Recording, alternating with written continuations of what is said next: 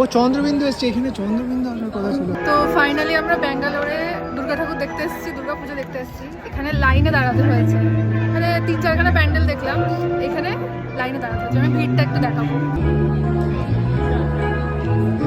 এই যে ভিড়, পেছনে সামনে কোনো দিকে জায়গা নেই।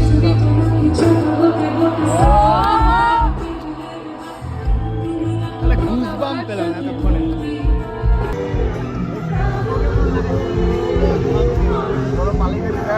Single line, single.